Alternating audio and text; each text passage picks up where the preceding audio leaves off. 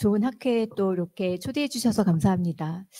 오늘 뭐 앞서서 교수님들 통해서 또 깊이 있는 연구들 해주셨고, 또 제주 테크노파크에서 어쩌면 저희랑 가장 유사한 쪽일 것 같아요. 기업 보다 또 산업화할 수 있는 그런 토대를 가지고 또 제주도의 다양한 자원들에 대해서 설명 주셨는데요. 저희 회사는 앞서 그 제주 테크노파크에서 하듯이 그런 기술들을 이용해서 사업화, 저희의 사업화를 사실 이제 저희가 기업부설 연구소 저도 박사학위 받은 다음에 뭐 풀먼부터 지금까지 또 제가 해외에 근무하면서 계속 중요한 것은 결국은 저는 연구자이긴 하지만 연구소에서 제가 연구원장으로 계속 일하고 지금도 그렇지만 그 연구의 베이스뿐만이 아니라 결국 어떻게 사업화해서 성공할 것인가에 대한 숙제를 늘 안고 있습니다. 그래서 그런 어떻게 보면 기업의 사례들을 또 오늘 여기 계신 분들과 함께 나누면서 또 여러 가지 다양한 분야에서의 복합적인 그런 연구들이 또 만들어질 수 있을 것으로 보여집니다. 잠시 그거 하기 이전에 지속 가능한 농업과 약용작물의 미래 주제가 너무 좋더라고요. 사실 가장 요즘 핫한 주제이기도 하고 과연 기업도 동일하게 이런 길들을 향해서 갈 때 또 정말 연구의 가치 또 사업의 가치가 있지 않을까라는 생각이 들고요. 제가 제목을 농생명 식약 소재 그린바이오 사업화 사례라고 했지만 이 그린바이오라고 하는 것이 앞서서 제주 테크노파크에서도 말씀하셨던 것처럼 그 산업 안에서 이 약용작물이 차지하는 그 뭐랄까 역할 그게 뭐 전부라고 해도 과언이 아니겠죠. 그래서 그런 부분들을 어떻게 사업하고 있는지 물론 뭐 저희가 아주 큰 기업도 아니고 하지만 그런 길들을 어떻게 가고 있는지 함께 좀 나누는 시간 되도록 하겠습니다. 2023년도에 농식품부에서 그린바이오 산업 육성 전략을 발표하기 시작하면서 그린바이오가 뭐 앞서 말씀하신 것처럼 레드바이오, 뭐 그린바이오, 블루바이오, 화이트바이오 다양한 이름들로 불리고 있지만 저희 쪽 이 업계에서는 이 그린바이오가 좀 새롭게 앞으로 좀 더 이 정부가 지원하는 그런 분야들이기 때문에 더 관심을 갖고 저희도 지켜보고 있고 또 이런 부분들을 또 저희 지자체 저희 보람 바이오는 뭐 그냥 이름에서 아시겠지만 보람 상조라고 하는 그룹의 계열사입니다. 그래서 되게 상조인데 바이오 이러는데 상조가 어떻게 보면 죽음을 생각한다면 이제는 그 생명을 더 연장시키는 그런 개념에서 저희 보람바이오가 또 새로운 역할을 하고 있는데요. 근데 저희 보람바이오 입장에서는 이런 그 지자체와 연결시켜서 과연 어떻게 이 정말 아까 말씀하셨던 지속 가능한 지자체의 어떤 농가들 그리고 또 지자체 또 기업들과 연계해서 어떻게 성공적인 사례를 만들 수 있을까를 고민하고 있습니다. 그게 그린바이오 산업의 또 일환이라고 보여지고 있고요. 그래서 여기 보시는 것처럼 고부가 가치 천연물 소재들이 결국은 그런 약용작물일 텐데 이런 부분들에 대해서 좀 같이 나누도록 하겠습니다. 제목은 뭐 농업의 미래 그린바이오지만 이것을 그대로 농업의 미래 또는 뭐 우리 천연물의 미래 약용작물 해도 전혀 다르지 않을 만큼 내용이 동일할 것 같습니다. 지속 가능한 약용작물을 만들려고 하는 이유도 바로 이렇게 인구 구조의 변화라든지 또 에너지나 자원의 고갈 또 기후 변화로 인해서 이제는 뭔가 새로운 돌파구를 만들고 미래지향적으로 좀 성장 잠재력이 큰 그런 산업으로 또 연구 분야로 나가야 된다는 것을 동일할 것으로 보여집니다. 그리고 아까 저는 지적해 주셨던 그 뭐죠? 앞에 발표할 때 지적이라기보다는 그 제안해 주셨던 것처럼 저도 사실 박사 때부터 계속 천연물들을 연구해 왔는데 그 수많은 연구 논문들을 저희가 보면서 스크리닝을 해오는데 이런 부분들이 어떻게 좀 더 뭐랄까 큰 그림 속에서 좀 플랫폼을 만들 수 있으면 참 좋겠다. 이미 너무 많이 잘 연구해 놓으셨는데 저희는 또 처음부터 다시 연구하거든요. 그리고 그것이 또 어떻게 하면 좀 더 기업 지향적으로 각 기관에 있는 분들의 뭐랄까 도움이 실질적으로 산업화에 도움이 될 수 있으면 좋겠다. 뭐 그런 바람들도 가져봅니다. 그래서 그런 기술 혁신과 투자 이런 부분들이 굉장히 중요하다고 보여지고요. 네, 그래서 뭐 약용식물은 말 그대로 천연물 기반의 고부가가치 소재로서 충분히 그 가치가 있고, 특히 저희도 개별인증 원료를 몇 개 가지고 있고, 지금도 뭐 시각처에 이미 그 뭐죠 등록을 위해서 절차를 밟고 있는 소재도 있고, 또 오늘 말씀드리는 두 가지 소재도 개별 인증을 목표로, 그다음에 그 이후에는 천연물 신약까지 개발하는 것을 목표로 하고 있다 보니까 결국 약용식물이라고 할 때 가장 의미 있는 이유는 오랜 임상 경험을 통해서 이미 약효에 대한 유효성이나 안전성을 입증했기 때문에 훨씬 수월하게 할 수 있는 부분들이 있습니다. 물론 추출물의 형태에 따라서 독성 시험들이 다 들어갔지만 기본적으로 스크린할 때에 가장 큰 어떤 베이스가 될 수 있다고 보여지고요.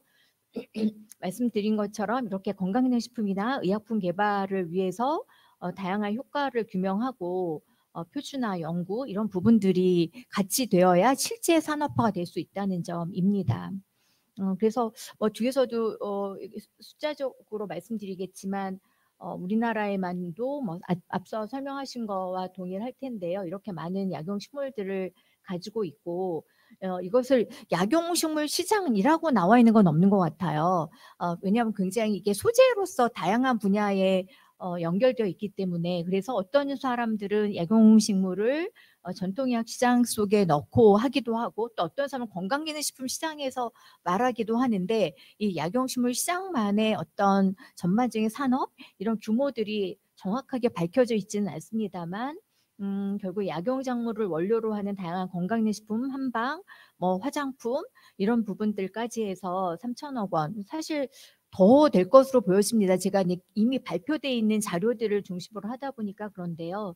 그리고 오늘 농진청에서도 많이 오셨는데 네, 약용작물의 생산량이 생각보다 더 확산되고 있는 것 같지는 않습니다. 그래서 이런 부분들도 어떻게 보면 지속 가능한 우리 약용작물의 미래를 위해서는 더 그 생산량이 더 많아져야 되고 저희도 국내에서 자생하는 식물을 활용하기도 하지만 어떤 건 또 해외에서 가지고 오는데 그런 부분에 있어서 늘 원가와 관련한 부분들이 또 어려움이기 때문이기도 해서요.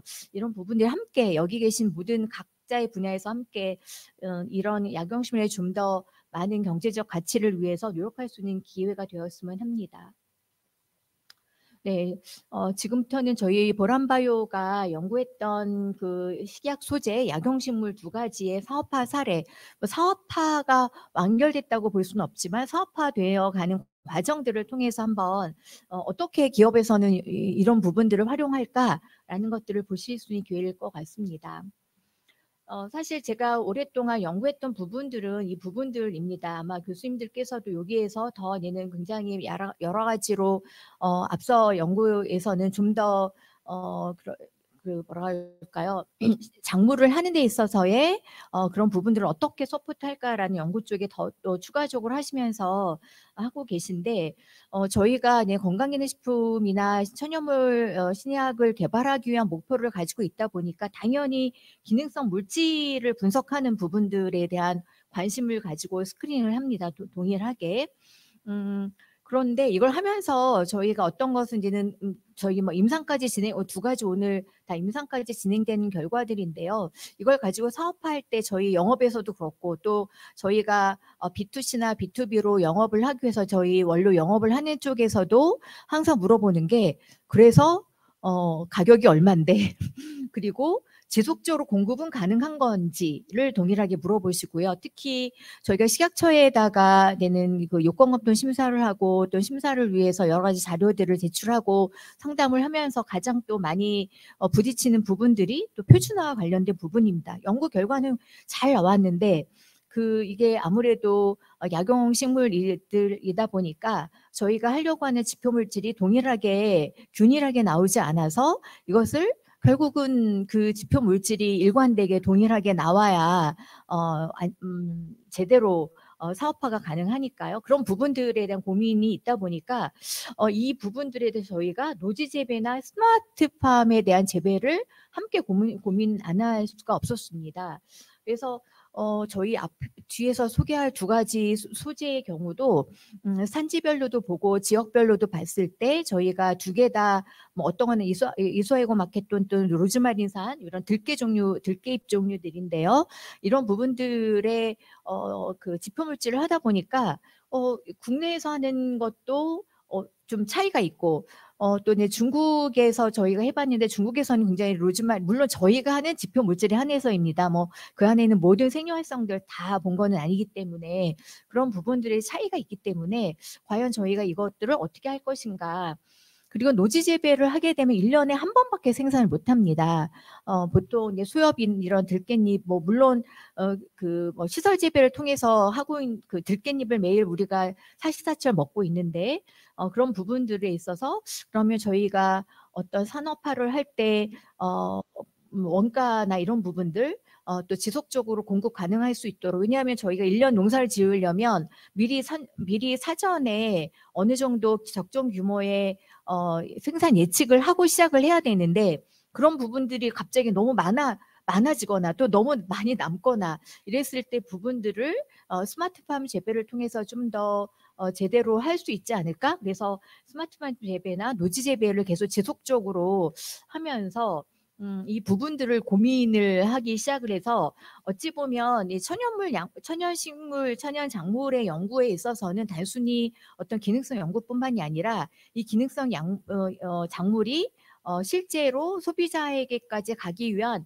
앞단의 노력들이 함께 이루어져야 된다는 것들을 많이 배우게 됩니다. 예, 물론 장단점도 있고 저희가 진행하면서 아직도 풀리지 않은 숙제들이 여전히 남아 있고요.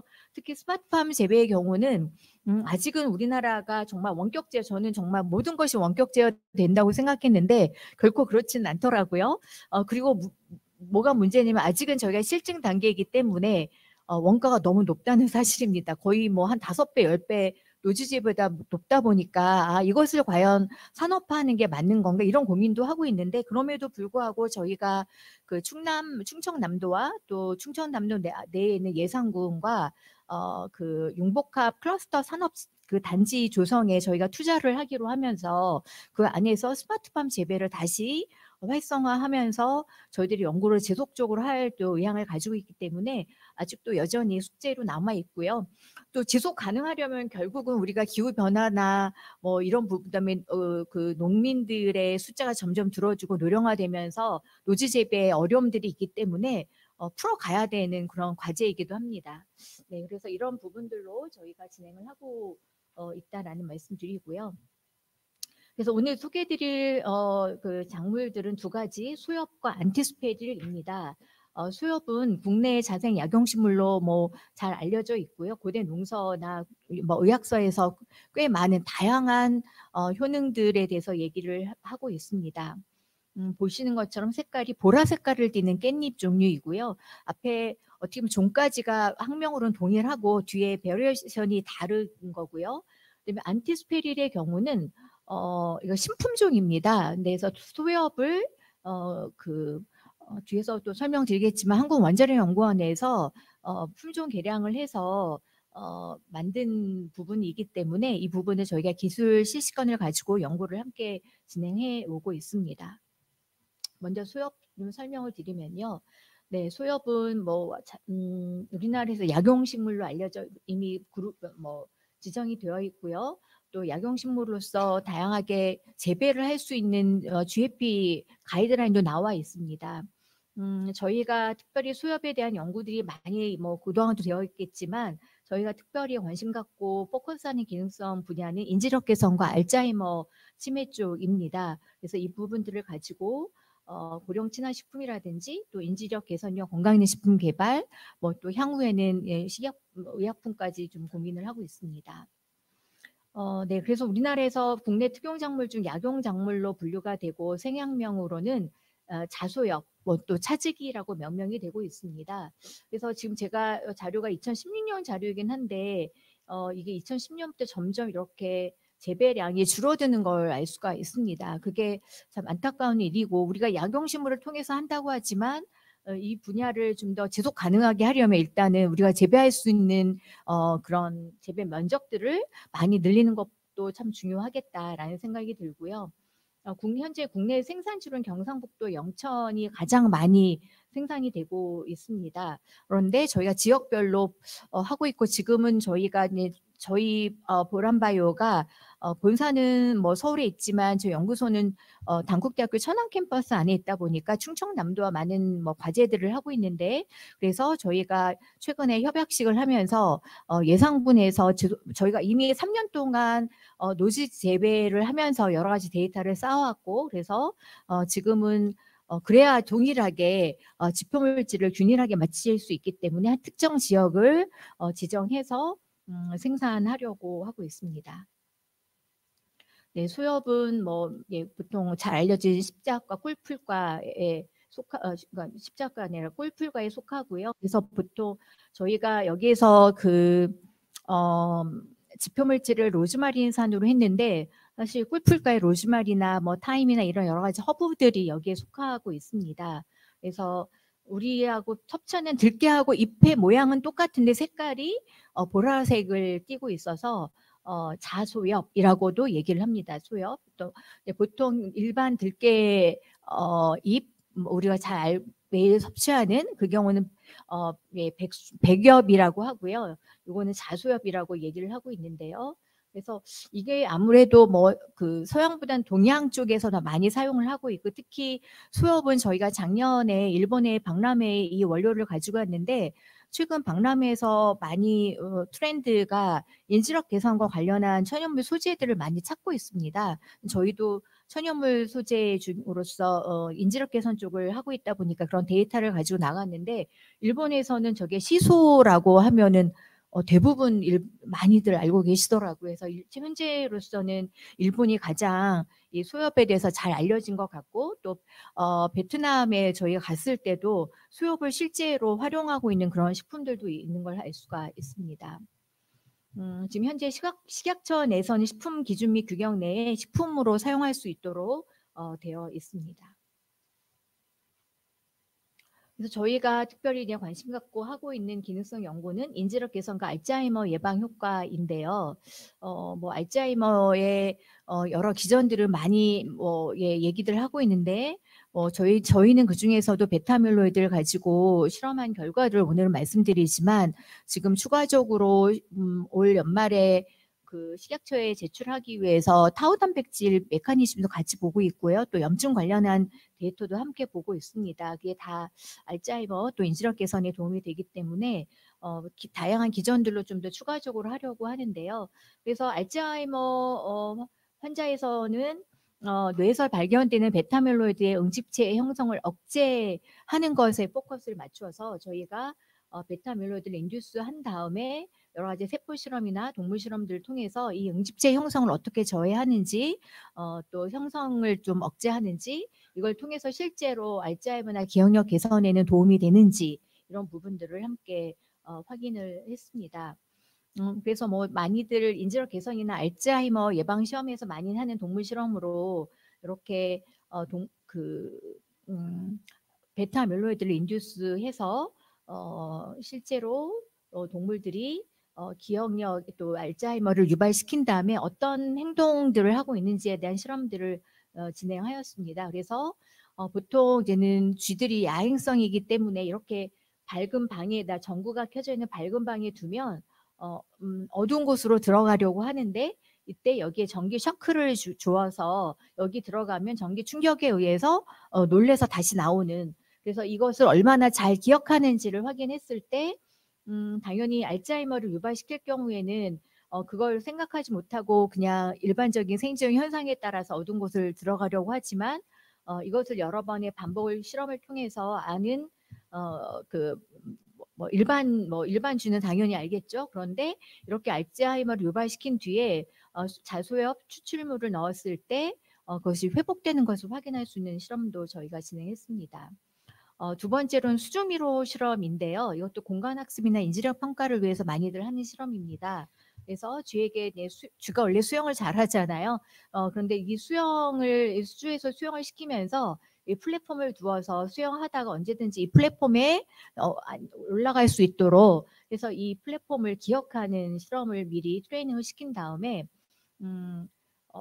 이 플랫폼이 얼마나 빨리 찾아가는지, 또 플랫폼을 뺀 다음에는 이 구역을 또 얼마나 빨리 찾아가는 이런 좀 실험들을 통해서 소엽 추출물을 섭취한 동물들이 또 훨씬 더 공간 기억을 해서 이 플랫폼이 있는 곳을 잘 찾아가더라라는 연구 결과들입니다. 세 번째는 와이메즈 실험인데요. 이거는 이 속성이 쥐들의 속성이 어느 한쪽으로만 간다기보다 여러 길들을 이렇게 뭐랄까요, 다양하게 이용하려고 하는 그런 습성을 가지고 있는데, 다양한 경로를 탐색하는데 이게 알츠하이머를 유발하면 아무래도 다양한 ABC 다양하게 가지 않고 이렇게 한쪽으로만 치우쳐서 경로를 다니는 그런 실험 결과들을 보여주고 있습니다. 하지만 자유수압 추출물의 경우는 이것이 일반주의 수준으로 회복하는 것을 확인할 수가 있었습니다. 네 번째도 유사한 실험인데요. 이건 새로운 물체에 대한 인지 능력입니다. 그래서 먼저 그 쥐들을 A라고 하는 똑같은 물질을 넣고 한 5분 정도 두면서 이거를 인식시키면 여기에 이 A라는 물질이 있구나 기억을 하고 있다가 그다음에 어느 정도 인터벌을 둔 다음에 거기에 새로운 물질로 바꿔 놓습니다. 그러면 일반적인 쥐라면 이게 새롭게 온 거기 때문에 이거에 대한 호기심을 가지고 탐색을 하게 되는 것이 일반적입니다. 그러나 알츠하이머를 유발을 하게 되면 이거에 대한 반응이 전혀 없는 거죠. 하지만 이런 쥐들에게 동일하게 소엽 추출물을 섭취시킨 다음에는 계속 회복되는 것을 확인할 수가 있다라는 부분들입니다. 그리고 저희가 이 부분에 대해서는 인체 적용 시험을 원광대 전주한방병원과 함께 진행을 하면서 인체 적용 시험을 진행을 했고요. 다만 이거는 건강기능식품 가이드라인에 따라서 해야 되기 때문에 건강기능식품의 그 피험자를 모집하는 기준이 실제로 뭐 치매가 있는 사람들 대상으로 하는 것은 아니고요. 어느 정도 나이가 들어서 사전 스크린을 통해서 설문지를 통해서 그 약간의 그 기억력이 약간 좀 저조하다라는 그런 노인분들을 대상으로 하다 보니까 앞에서 말씀드렸던 뭐 베타밀로이드가 혈액 속에서 변화를 본다든지 그럴 수는 없었습니다. 다만 저희가 KMS이라든지 또 그 아다스 K코그라고 해가지고 알츠하이머 평가 척도하는 이런 평가 방법을 했을 때 종합적인 인지 기능을 평가하는, 보통 알츠하이머성 치매 치료제를 개발할 때도 요 평가 척도를 이용하는데요. 그럴 경우에 했을 때 요거는 값이 높아질수록 요거는 값이 낮아질수록 인지력이 개선이 되었다는 것입니다. 그래서 두 가지 요 안에는 뭐 이 각각에는 15가지 또는 30가지의 다양한 설문지 항목들이 있는데 그 항목들에 있어서 굉장히 유의적인 차이들을 가지고 대조군에 비해서 훨씬 효과적인 것을 확인할 수가 있었습니다. 그래서 이 내용들을 가지고 저희가 저널도 발표하고 또 특허도 등록을 해서 이 부분들을 가지고 제품에 적용하고, 지금은 이제 막바지 추가 실험을 통해서 저희가 이제는 뭐 개별 지원 신청을 하려고 준비하고 있는 단계입니다. 그래서 뭐 최근에는 이 인지력 개선이 요즘에 고령자 친화식품이라고 하는 그런 법령이 만들어졌기 때문에 그런 쪽으로도 좀 활용할 수 있을 것 같고요. 또 개별 지원이 되면 그 주 원료로 해서 인지력 개선에 도움이 되는 원료로서 활용할 수 있기를 기대하고 있습니다.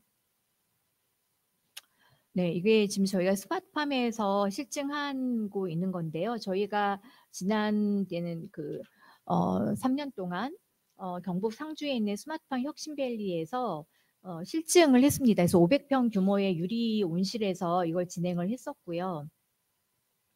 그래서 저희가 이 부분들을 매주 이 잎을 따라가서 이 안에는 로즈마린산인 다른 함량들이 어떻게 변화되는지, 그리고 실제로 재배가 지속 가능하게 안정적으로 되는지 이런 부분들을 좀 계속 체크했었는데 일단은 저희가 요거를 지금 충남에 있는 예산군에서 스마트팜이 아마 후년도면은 완성이 될 것 같은데요. 그때부터는 이제 예산으로 옮겨서 진행을 하려고 생각하고 있습니다.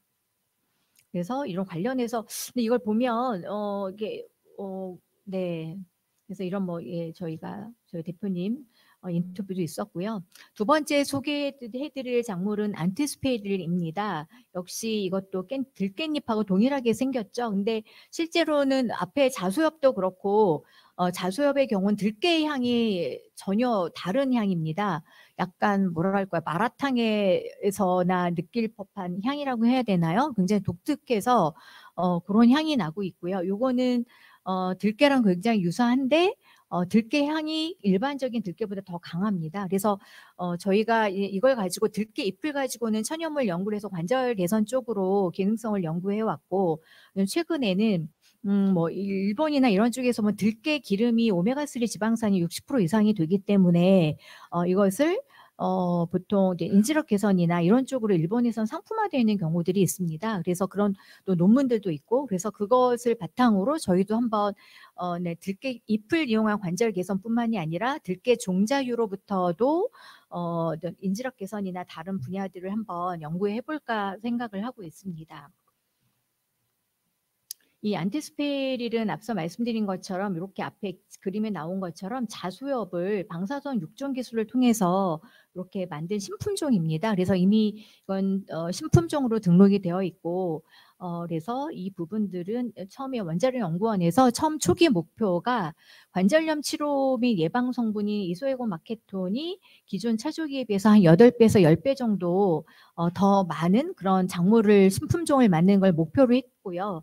그것이 된 것을 동물실험까지 일부 된 거를 저희가 실시권을 가지고 지금 계속 진행을 하고 있고 처음에는 이게 지금 이제 초임계 추출 방법으로 했는데 사업화를 하려다 보니까 초임계 추출을 할 수 있는 데는 그 설비도 많지가 않고 일단은 원가가 너무 높아서 지금은 다시 에탄올 추출물로 좀 바꿔서 진행을 하고 있습니다만 역시 관절 개선 효과가 염증 효과가 워낙 뛰어나서 그쪽으로 좀 진행을 조금 약간 터내 놓은 상황입니다. 네.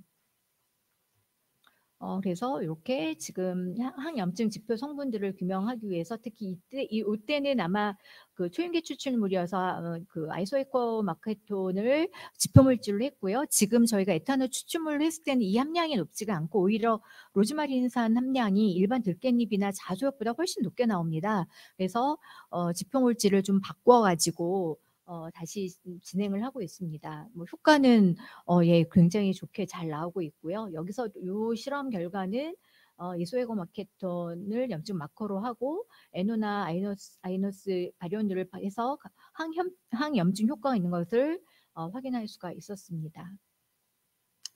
네, 이 결과들이고요. 그다음에 저희가 동물 실험을 통해서도 관절에 걸린 동물 모델을 해서 부종이라든지 이런 부분들을 확인할 수가 있었습니다. 네, 그리고 저희가 이 부분 임상 실험으로 인제대학교와 그다음에 또 대전대학교 대전한방병원에서 2차례 임상 실험을 통해서도 관절염 지수가 모두 개선된 것을 확인할 수가 있었습니다. 그래서 참 저희도 이걸 하면서 많이 배우게 된 게 이렇게 많은 비용을 들여서 했지만 또다시 해야 되는 그래서 이제 기업에서 사업화할 때는 원가부터 먼저 계산하고 하지 않으면 실험이 2번, 3번 하면서 더 어려움을 겪게 되는 그런 사례이기도 한 것 같습니다. 여러 가지 시행착오를 겪고 있는데요. 어쨌든 순조롭게 그래도 방향대로 가고 있습니다. 그래서 역시 저널 발표를 계속하고 했었고요. 저희가 원자력 연구원에서 기술 실시권을 받아서 저희만이 지금 현재 이것을 활용할 수 있기 때문에 이런 부분들을 가지고 연구하고 있고요. 그래서 아까 말씀드렸던 그런 추출물을 가지고 관절 개선에 도움이 되는 개변식형 원료들을 만들고 있을 뿐만 아니라 이게 깻잎 차도 저희가 한번 만들어 봤고요. 저렇게 장아찌 형태로 해서 시제품도 만들어 봤고, 그다음에 종자를 가지고 오일을 만드는 걸 했는데, 저희가 요번에 할 때는 보통 일반적인 들기름은 고온에서 볶아서 만드는 고소한 들기름인데, 저희가 이 안티스페릴 오일도 들깨로 품종이 등록되어 있거든요. 그래서 이것을 냉압착 방식으로 해서 49도 이하로 해서 일종의 우리 왜 콜드프레스의 냉압착 방식의 올리브 오일들이 굉장히 프리미엄 오일로 세계적으로 판매가 되고 있는데, 그렇게 좀 진행하려고 이미 이제 CF품들 생산을 했고 디자인들 만들어 가고 있는데요. 이게 들깨 향이 강하다 보니까 일반 패턴이 다릅니다. 볶음 들기름은 고소한 맛이 나는 반면 이 경우에는 종자를 냉압착으로 하다 보니까, 그리고 또 원래 잎도 일반 들깨보다 훨씬 향이 강하기 때문에 그 향긋한 들깨 향이 나와서 풍미가 되게 좋습니다. 그래서 요리에 적용하기도 좋고, 또 최근에 보면은 많은 연예인들이 그 올리브 오일을 냉압착 올리브 오일을 가지고 아침마다 한 스푼씩 먹어서 보통 오일 플링이라고 하더라고요. 그래서 디톡스 개념으로 또는 오메가3를 섭취할 목적으로 먹는 사례들도 많아서 저희도 이런 부분들을 좀 더 마케팅화 할 수 있는 방향으로 좀 준비하고 있습니다. 네, 역시 이것도 지금 저희가 한 3년 정도 경북 상주에서 이 부분들을 진행을 했었고요. 이게 보시는 것처럼 이렇게 스마트 되게 멋져요. 그래서 견학들을 많이 옵니다. 그래서 저희는 이제는 아무래도 이게 그 그린바이오 산업 안에서 지자체랑 같이 이 프로젝트들을 하다 보니까 이게 저희 시작은 원래 연구에서 시작을 했지만, 그리고 지속 가능하게 원료를 공급하기 위해서 노지 재배라든지 또 스마트팜 같은 다양한 재배 시설의 확보와 또 재배 방법들에 대한 노하우들을 익혔거든요. 근데 이렇게 해놓고 보니까 많은 또 소비자들이 여기를 방문하셔서 약간 관광처럼, 그래서 예를 들면 여기가 경북 상주였는데 그 근처에 굉장히 뭐 가을철이면 단풍이 아주 예쁩니다. 그래서 근처 맛집과 관광지까지 연결시키고 여기를 보면서 실제 잎을 따서 집에 가져가게 하고, 그러다 보니까 이게 이제 지자체에서는 굉장히 높게 평가하는 게 6차 산업이 바로 이런 거다. 그래서 저희는 이제 향후에는 이 추출하고 그러니까 농가도 예산에 충남 예산에서 지자체에서, 그리고 거기서 추출과 또 건강식품 GMP 라인까지 원스톱으로 만들어서 이 전체가 뭐 그게 노지 재배가 됐든 또 스마트팜 재배가 됐든 정말 지속 가능하게 1차부터 6차 산업까지 전체를, 뭐 6차가 아니죠, 4차 산업까지 전체를 보여줘 6차 산업으로 잘 활용할 수 있는 모델이 되지 않을까, 그런 기대를 좀 하면서 준비를 하고 있습니다. 그래서 약용 작물이라는 것이 단순하게 연구 입장에서 어떤 연구 관점뿐만이 아니라 더 다양한 모습들로 어떻게 더 소비자들에게 다가갈 수 있는 그런 여지들이 많이 있을 것으로 보여집니다. 저희의 유료온실 500평이었는데 워낙 이 자라면 사람 키 높이보다 더 크거든요. 그래서 굉장히 뭐 숲을 오는 것 같다. 그래서 이거를 YTN에서 취재하러 오셨었는데 그분들이 말씀하시기를 이거를 약간 치유의 숲 뭐 이런 거 있잖아요. 그런 걸로 한번 만들어 보면 어떻겠냐, 그런 제안들 주셔서 똑같은 걸 저희 지자체에도 설명을 해서 향후에 그런 방향으로도 뭐 노지 재배도 충분히 가능하지 않을까라는 생각도 해봅니다. 네, 이런 식으로 좀 되어 있거든요. 그래서 잎을 직접 따가지고 가기도 하니까 굉장히 새롭게 이해하고 있고, 이거 언제든지 뭐 똑같이 먹을 수 있는 거니까요. 네, 그리고 저희가 이제 안티스페릴은 앞서서 또 그런 말씀을 주셨지만 결국 종자 관리를 잘 해야지, 이게 신품종이잖아요. 그래서 저희가 아는 원자력 연구원에서 특허를 받은 유전자 판별 방법이 있습니다. 그래서 저희가 이 방법을 가지고 지속적으로 관리하면서 이게 나중에 또 다른 품종이 되면 이게 약용작물이 나중에는 정말 또 이게 우리 품종을 지키는 중요한 툴로서 의미가 있을 텐데, 이런 부분들이 또 여전히 숙제로 남아있는 부분인 것 같습니다. 그래서 저희가 이렇게 지금 관리하고 있습니다. 네. 그래서 지금 농생명 식약 소재 또 약용 작물을 가지고 사업화를 하는 기업의 입장에서 보면 결국은 이런 스마트팜 등을 통해서 지속 가능하도록 만들 수 있는 여러 가지 플랫폼을 만들어야 되는데 아직까지 우리나라에서 약용식물, 보통은 토마토라든지 파프리카 같은 식물들을 스마트팜에서 클린팜 개념으로 굉장히 잘 활용이 되고 있는데 이게 지속 가능하려면 연중 생산이 될 수 있도록 하고 또 원가도 의미가 있고 또 거기서 실제로 효능 있는 물질들이 더 많이 나올 수 있는 그런 여러 가지 방법들이 함께 될 때 지속 가능한 미래를 만들어 나갈 수 있지 않을까. 그런데 아직은 저희 혼자의 힘으로서는 부족하고요. 같이 노력해야 될 부분인 것 같습니다. 그리고 결국은 또 이게 국내 재배다 보니까 이게 표준화, 규격화 또 이런 부분들은 여전히 또 많은 노력들을 해야 되는 부분들입니다. 물론 저희는 다행히도 이 두 가지 모두 표준화할 수 있는 그런 공정들이나 대량 생산 조건들을 다 만들어 놨기 때문에 다행입니다만 그 과정들을 하려면 굉장히 부단히 많은 스크린을 통해서 많은 데이터들을 축적해서 만들어내야 되는 그런 부담감도 여전히 있습니다. 그리고 이런 스크리닝을 한다든지 또 표준화 규격화를 위했을 때 첨단 기기 분석 시스템이라든지 효능 평가 시스템들도 잘 구축이 돼서 함께 활용할 수 있는 그런 시스템이 만들어지면 좋을 것 같습니다. 네.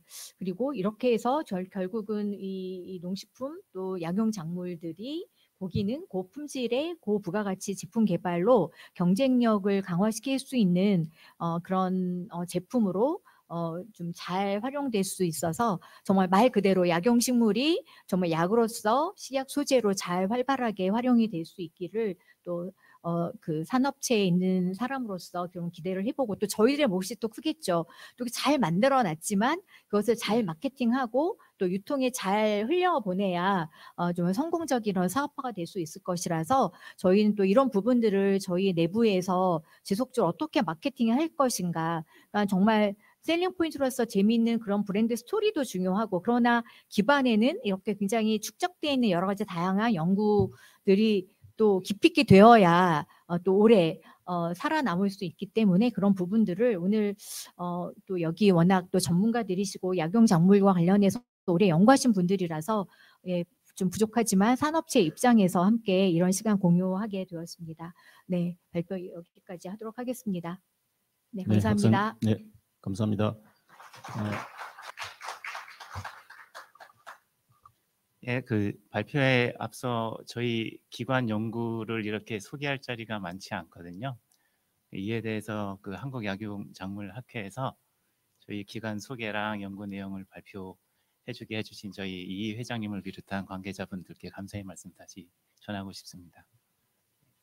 그럼 저희 오늘 저희 연구원 소개하고요, 기능성 소재 개발에 대한 그 사례에 대해서 잠깐 말씀드리려고 하는데 여기 앞에 나와 있는 것처럼 제주에서는 감귤 산업이 되게 큰 산업입니다. 하지만 제가 연구원에 처음 들어와서 저희 운사님께서 저보고 하지 말라고 한 연구가 감귤 연구거든요.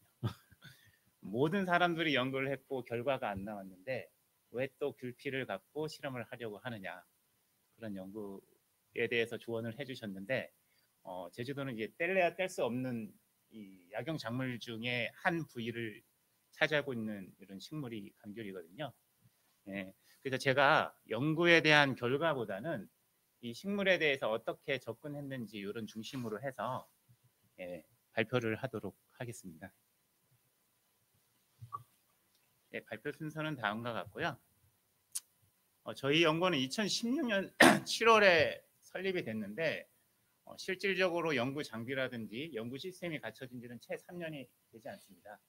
그래서 아직까지는 이제 많은 연구라기보다는 이제 코어 형태 연구가 많이 이루어지고 있고요.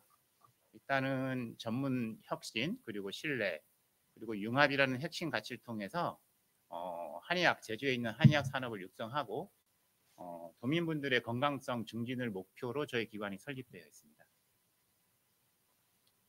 그래서 이제 짧지만 행안부 장관상 표창도 받았었고요. 기관혁신이라는 타이틀로 해서. 그리고 작년에는 이제 도내 최초로 이제 지역 상생을 위한 ESG 경영 이렇게 인증도 최초로 도에서는 인증을 받았던 기관이기도 합니다. 주요 사업을 설명드리면 저희가 제주에 있는 약용자원이라든지 이런 주요 신규 약용 자원에 대한 소재 개발을 하고 있고요. 주요 원료에 대한 표준화라든지 아니면 데이터베이스 그리고 이에 대한 효능평가 연구들을 주로 하고 있고요. 그 외에도 지역 한의사회와 공동으로 해서요. 공공의료 서비스를 하고 있습니다.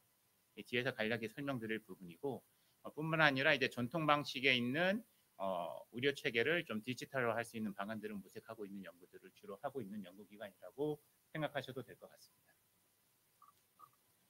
그래서 저희 소재에 대한 연구 분야는 크게 한 3가지로 나눠져 있고요.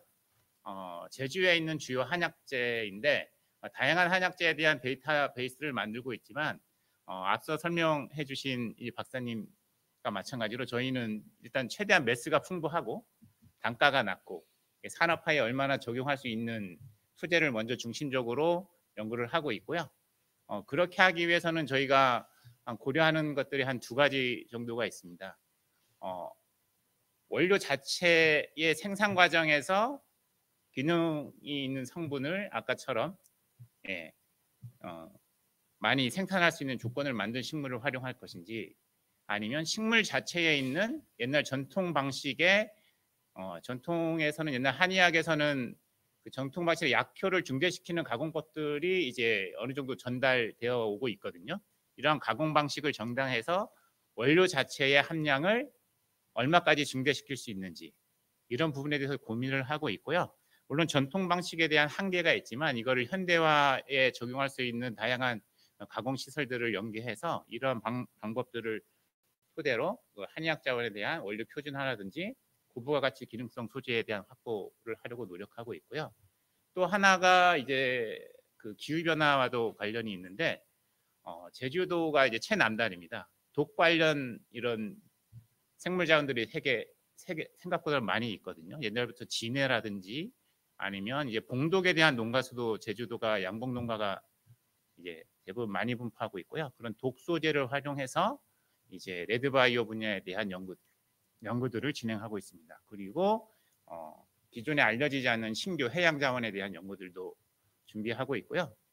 이러한 자원들에서 안정성이라든지 그리고 기능성 그리고 표준화를 통한 가치화를 추구하고자 하는 연구들을 많이 진행하고 있고 이러한 연구들의 효능을 검증하기 위해서 뭐 인비트로에서 다양한 효능 평가 시스템을 구축하고 있고 인비보 같은 경우도 이제 코어하면서 같이 이러한 효능 시스템에 대한 인체 시험 단계를 준비하기 위한 연구들을 저희가 준비하고 있는 상황입니다. 다른 하나는 이제 지역 한의사회하고 공공의료 서비스인데요. 도민건강복지 실현을 위한 사업들을 하고 있는데 출산율의 저하로 인해서 이제 이런 문제를 개선하기 위해서 청소년하고 성인 대상 이제 월경 곤란증에 대한 개선 사업을 하고 있고요. 이러한 부분들이 이제 처방전을 통해서 통증의 개선되는 효과들을 나타나는 이런 결과들이 도출되고 있는 상황입니다. 다른 하나는 작년에 그 M본부의 놀면 뭐하니에서 좀 방영이 돼서 이슈가 됐었는데 해녀분들한테 이제 워치 보급 사업을 하고 있습니다. 그 옛날에 한의학적으로는 진맥이라고 하거든요. 손에 심박동수를 체크해서 건강에 대한 이런 부분들을 진단을 하는데 심박동수가 저희 연구에 있는 서버로 이렇게 오게 됩니다.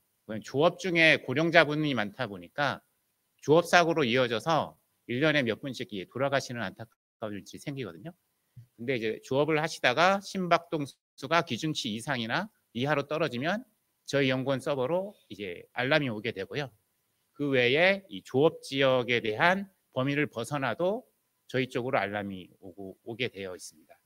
원래부터는 이제 KT 쪽에서는 AI를 적용해서 먼저 사전 AI가 체크하고 문제가 있으면 119로 이렇게 연계할 수 있는 이런 방식의 시스템을 갖추려고 하고 있고요.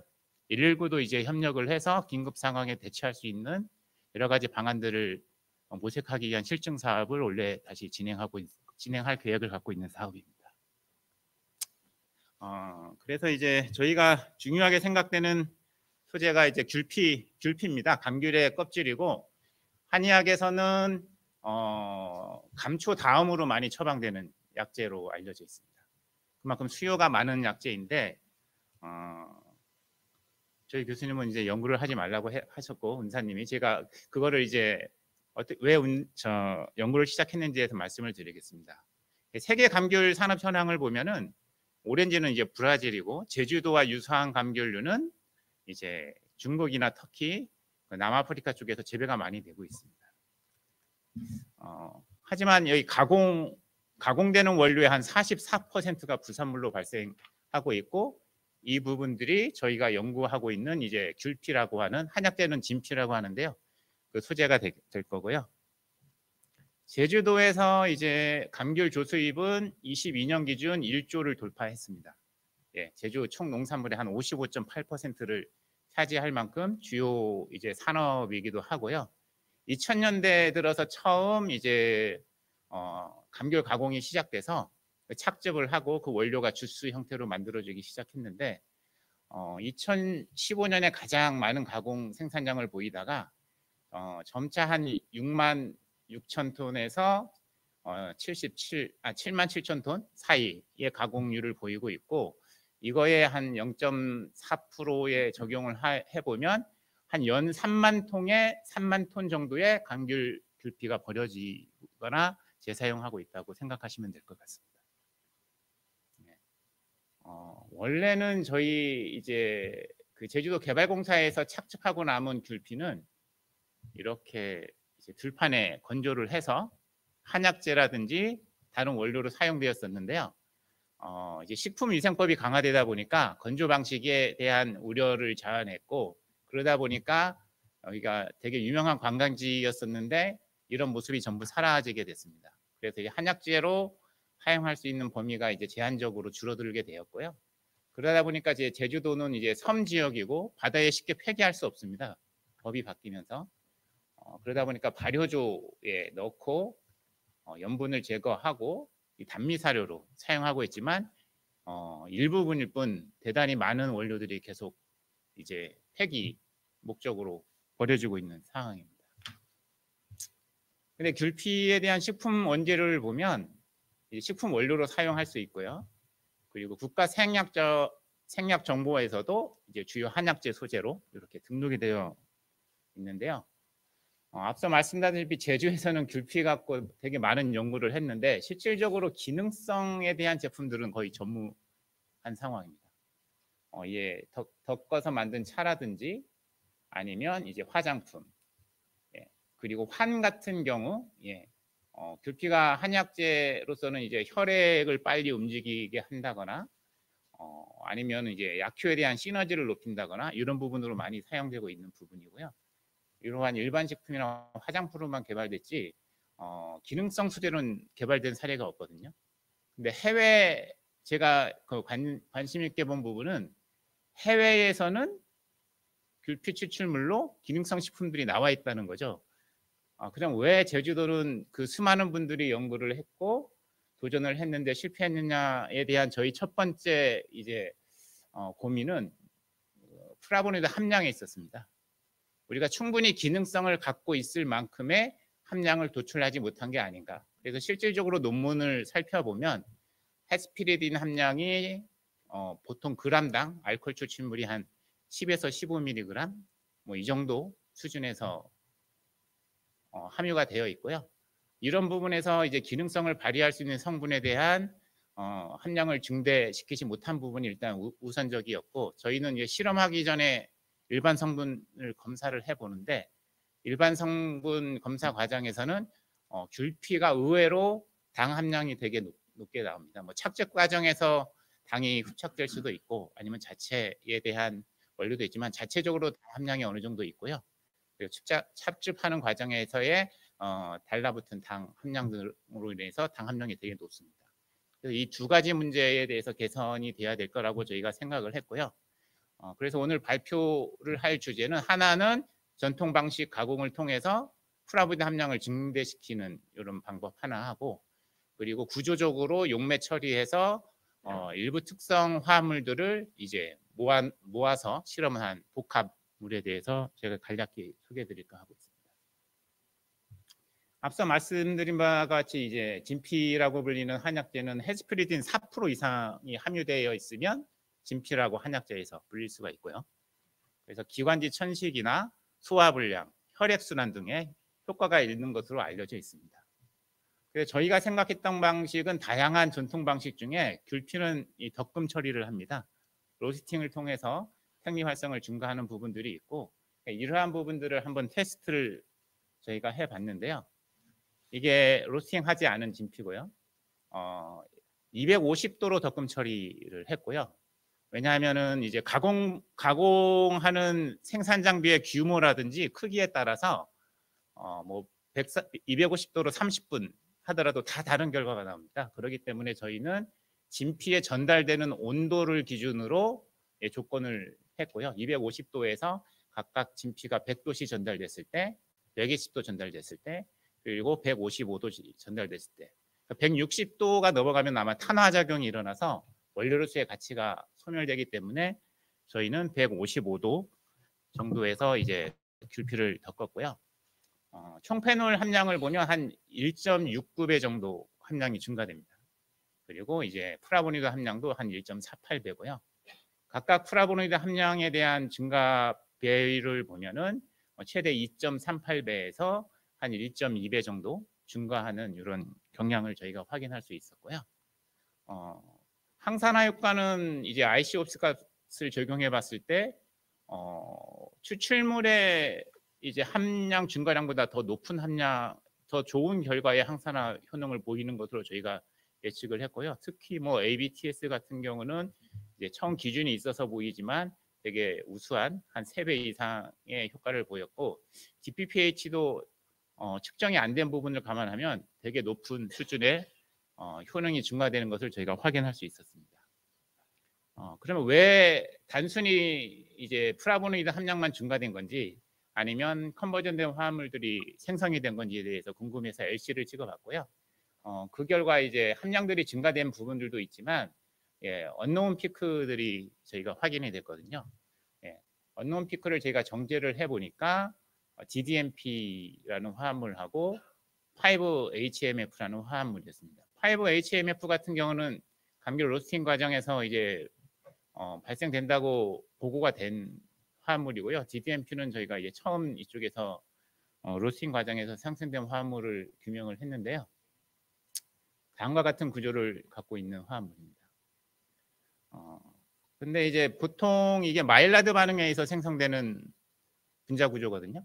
마일라드 구조는 이제 잘 아시다시피 당이나 아미노산이 열에 의해서 결합되면 컨버전되는 화합물인데, 그럼 당화합물, 열수 추출물에 있을 때 당화합물에 대한 함량이 얼마냐 하면은 거의 50%를 넘습니다. 근데 로스팅하게 되면 이게 반 이상 줄어들게 되고요. 그 과정에서 컨버전되는 화합물들이 함량이 이제 되게 증가하게 됩니다. 그럼 이 녀석들이 어떤 항산화능을 갖고 있길래 항산화능이 이제 기능 성분이 함량 대비 더 증가했느냐를 저희가 확인을 했는데, 감귤 추출물에다가 DPPH를 넣고요. 그리고 넣은 용액과 넣지 않은 용액에 대해서 LC를 찍어봤습니다. 그랬더니 이제 DDMP 같은 경우는 에어리어 값이 한 75% 정도 감소했고요. 항산화 물질로 알려진 헤스피드린 같은 경우는 한 15% 감소했습니다. 그 결과 이제 저희가 앞서서 항산화 등을 나타낸 주요 화합물 중에 DPPH 라디칼을 억제하는 컴파운드는 이제 DDMP가 주요 역할을 했구나, 이런 생각을 갖게 됐고요. 그래서 이제 DDMP 같은 경우는 이제 강력한 항산화제로서의 가능 물질을 저희가 확인할 수 있었습니다. 다음은 세포 실험이고요. 동물 실험이나 다른 데이터는 있는데 그거는 기업하고 지금 작업하고 있어서 이 부분은 생략하고 세포에 대해서 간단히 설명드리면, 앞서는 알코올 추출물이었는데 저희가 이제 표준화 원료를 제조했고요. 추출 조건이라든지 그리고 생산 파일럿 시설에 준하는 범위에서 표준화 조건을 확립을 했고, 다음과 같은 조건에서 이제 마우스 세포와 이제 간암 세포에서 간 기능 개선에 대한 활성을 분석했습니다. 분석 방법은 다음과 같고요. 세포 독성은 두 세포에서 모두 나타나지 않았고, 8미트산을 처리한 군에서 이제 세포 보호 효과가 귤피 추출물이 좋게 나타나는 것을 확인할 수 있었고, 이제 8미트산을 통해서 AST, ALT를 생성시킨 부분에 대한 억제 효능도 이제 감귤 추출물이 개선하는 부분을 확인할 수 있었습니다. 그리고 오일레드워 스테이링을 통해서 지방을 염색한 부분에서도 두 세포에서 이제 지방 세포를 감소시키는 부분을 확인할 수 있었고, 중성 지방이라든지 콜레스테롤 함량도 감소하는 이런 기능을 확인할 수 있었습니다. 네, 그리고 이제 지질 생성 억제 단백질 유전자를 확인한 결과에서도 이제 다음과 같이 귤피 추출물이 효과를 발휘하는 것을 확인할 수 있었고요. 네, 햇피트 셀 역시 마찬가지 동일한 결과를 얻었습니다. 네, 그리고 이제 지방산에 대한 이제 산화를 통해서 AMPK나 ACC가 단백질 발현량이 이제 변화되지 않는 반면 포스포 AMPK나 ACC는 이제 발현량이 증가돼서 지질 개선에 효과가 있는 것을 확인할 수 있었고요. 예, 그리고 지질 과산화물인 MDA의 함량 또한 농도 유전적으로 감소하는 것을 두 세포에서 모두 확인할 수 있었습니다. 예, 이 부분은 이제 앞서 말씀드린 귤피 덕금 처리에서 기능성을 증대시킨 부분에 대한 연구 결과를 말씀드린 부분이고요. 다음은 이제 제주에 있는 품종별로 플라보노이드 함량을 비교를 했는데 이유는 이제 뒤에 있습니다. 제가 가설을 하나 세웠던 부분들이 있었는데 각 품종별로 한 20여 개의 감귤에 대한 품종에 대한 각 플라보노이드 함량을 분석한 결과 저희 이게 재래귤이거든요. 이게 병귤이고요. 이게 산물이라 그래서 옛날에 제주도에 그 흑돼지를 기를 때 보면 흑돼지 이제 기른 옆에 항상 이 나무들이 약용으로 이렇게 재배돼서 민간요법으로 사용됐던 약재여서 옛날 집 보면 다 이런 나무들이 길러져 있습니다. 두 화물의 구성을 보면 폴리메숙시 프라본 함량이 되게 높게 나타나거든요. 네. 그리고 이 감귤 추출물에 대한 항염 활성을 보면 일반 저희가 먹는 귤들보다는 재래귤에서 항염 활성에 대한 효과가 되게 우수하게 나타나서 재래귤에 대한 저희가 부분들에 관심을 갖게 됐고요. 대부분이 이제 상관관계 분석을 해보면 노빌레틴과 탄저레틴이 항염 활성에 되게 밀접한 관계가 있다고 나와 있고요. 최근 뭐 네이처나 이런 부분에서도 특히 노빌레틴에 대한 연구가 많이 발표되고 있는데 이 부분도 아마 같은 맥락으로 이어진 결과라고 저희도 이제 관심 있게 지켜보고 있는 상황입니다. 제가 이게 앞서 말씀드린 부분은 앞서 결과를 봤을 때 폴리메톡시프라본이 되게 중요하게 저희는 와닿았고요. 근데 프라보노이드에 대해 분류는 보통 프라바논, 프라보놀 글리코사이드라든지 폴리메톡시프라본 이렇게 대부분 분류를 합니다. 근데 저희가 바라보는 관점은 당에 결합된 플라보노이드, 그리고 아글리컨계연에 당이 떨어진 플라보노이드, 그리고 주변에 이렇게 OH 하이드록시 기간인 메톡시 그룹이 결합된 이렇게 플라보노이드. 예. 그래서 저희가 이렇게 관심 있게 본 부분은 지금 보통은 에틸 아세테이트에서 많이 추출을 하거든요. 플라보노이드를 추출하기 위해서는. 예. 그래서 저희가 보는 관점은 에틸 아세테이트에 대한 구조적 변화입니다.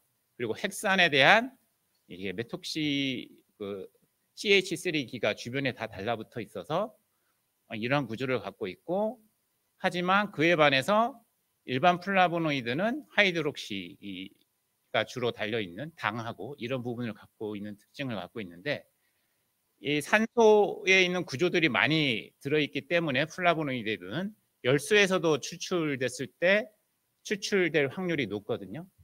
그럼 열수에서 만일 어떻게 보면은 주변이 지질로 둘러싸여 있는 폴리메숙시 플라보노이드가 추출되느냐 마느냐, 이 부분에서 추출된다면 CH기가 많이 달라붙어 있는 헥산을 가했을 때 이 조성물이 한쪽 헥산 부분으로 다 몰려가지 않을까, 이런 가설을 한번 세워서 테스트를 장난삼아 한번 해봤거든요. 근데 해봤는데 아니나 다를까 거의 순도가 제가 보기에는 다 나중에 해보니까 한 95% 정도 헥산에서 폴리메톡시 플라본이 몰립니다.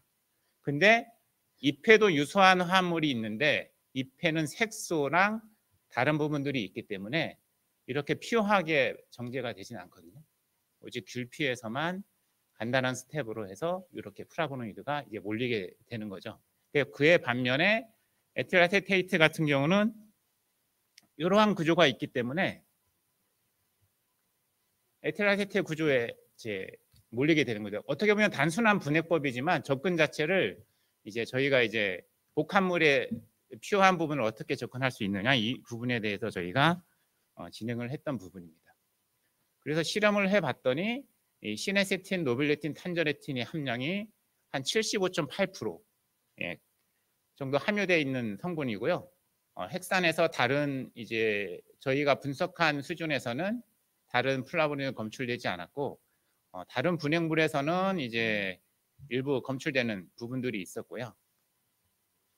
하지만 이제 앞서 그림에서 보시는 바와 같이 확대해 보면 이쪽 부분에 다른 플라보노이드들이 많습니다. 여기에도 중간에 이제 오버랩되어 있지만 화물들이 있고요. 그래서 총 저희가 한 8개 화합물인데 하나 화합물을 더 정제하긴 했는데 그거는 이제 폴리메틸 플라보노이드 기가 9개 달린 기였는데 아직 보고는 안 됐는데 양이 너무 적어서 저희가 구조까지 규명은 하지는 못했고요. 이 함량을 저희가 전체적으로 해보니까 한 95% 정도는 나오겠더라고요. 순수한 퓨어가. 그래서 단순히 이 두 가지 스텝으로 거의 의약품 수준의 화합물의 복합물을 저희가 만들 수 있었고요.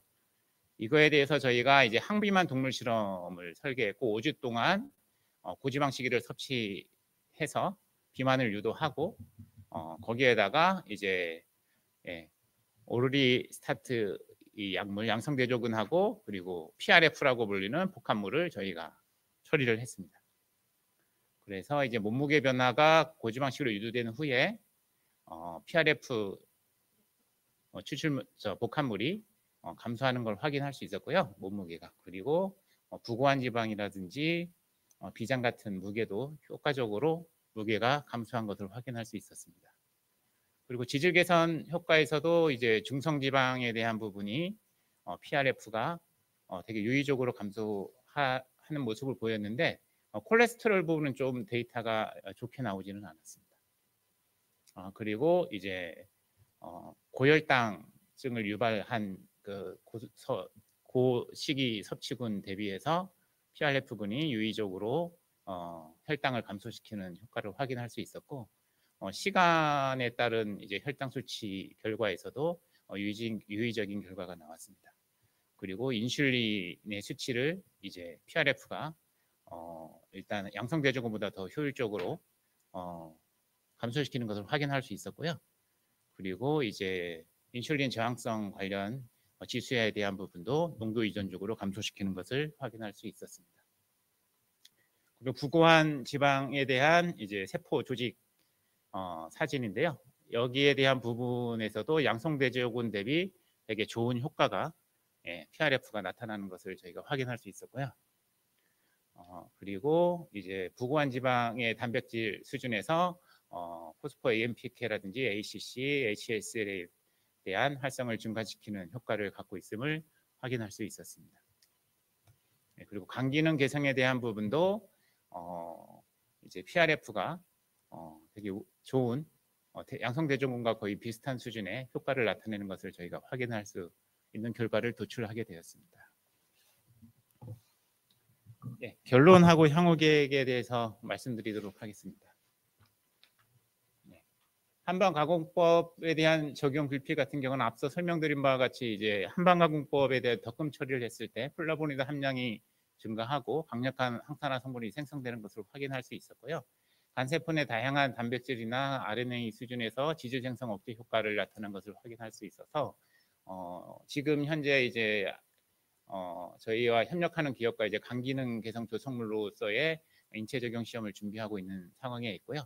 일부 이외에 이제 체지방이라든지 이제 콜레스테롤 개선에 대한 부분에서는 체지방은 이제 인체 시험이 거의 마무리 단계고 콜레스테롤은 올해 아마 인체 실험이 들어갈 예정을 갖고 있습니다. 그리고 PRF 같은 경우는 이제 풍부한 폴리메톡시프라본 근원성분 조성물을 저희가 제조할 수 있었고요. 고지방식으로 유발된 비만지에서의 그 지질 개선 효과들을 저희가 확인할 수 있었고, 지방세포의 비대 감소 효과를 저희 확인할 수 있었습니다. 이 또한 저희가 이제 동물의약품이라든지 항비만 개선 조성물로서의 잠재적 활용을 위한 사업화를 준비하고 있는 상황입니다. 네, 그래서 이제 앞서 말한 덕근 귤피는 이제 기술 이전을 완료했고요.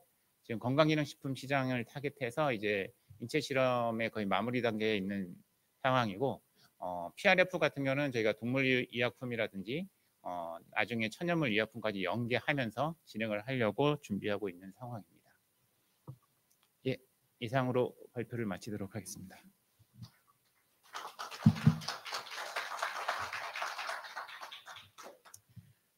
네, 안녕하세요. 젊은 과학자 세션에서 발표할 기회를 주셔서 너무 감사드립니다.